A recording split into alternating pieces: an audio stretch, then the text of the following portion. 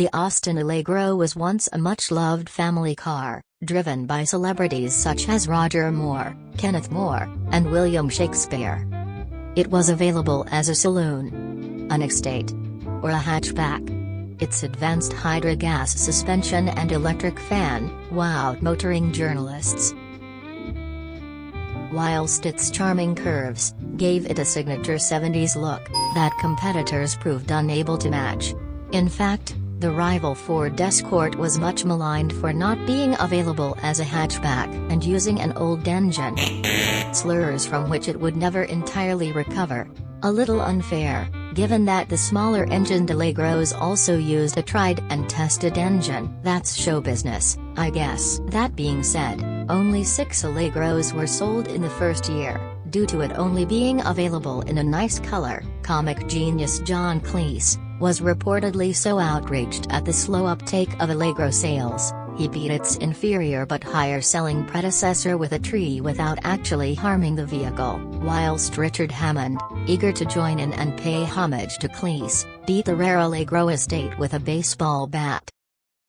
Sort of like when you repeat someone else's joke, right after they've just told it themselves.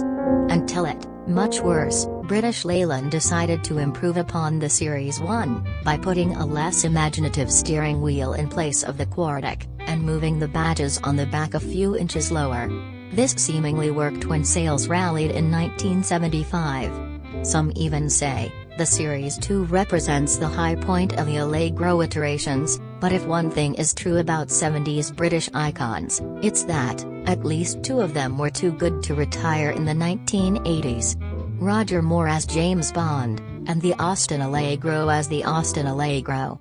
That's why Roger Moore appeared in For Your Eyes Only. Well, I hope you have a car. And the Allegro Series 3 was launched with double headlamps and a completely redesigned dashboard amongst other enhancements. And the new Allegro was still winning many friends, including Ronald McDonald, his friend Grimace and newsreader Germaine Greer. So far so good for the Austin Allegro, but British Leyland saved the best till last with the launch of the Allegro Series 4, otherwise known as the Austin Maestro. Its astonishing luggage space, and retro suspension, made it a winner with British customers. But it never sold as well as the other Allegros, due to it only being available as a hatchback. The short-sighted directors at Austin Rover didn't want to make the Maestro a saloon in case it affected sales of the Austin Montego.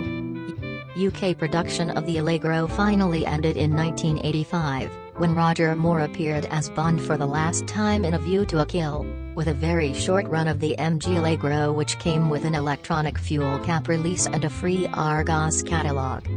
But it had a second life in China where Allegro mania was in full swing and the Chinese government declared the Austin Allegro had been made in China since ancient times. And there you have it. We've only scratched the surface of the Allegro. Dig a little deeper and you'll find all sorts of fascinating facts such as, the comedian Sue Perkins's dad owned one and that's not even a joke, or that Queen Boudica owned a Van den Plas 1750, which is open to debate. Even to this day the Austin Allegro is a highly sought-after car, with the cigarette lighter and armrest popular with people who like to utilize the car's retro conference facilities, or just hang out in a lay-by somewhere.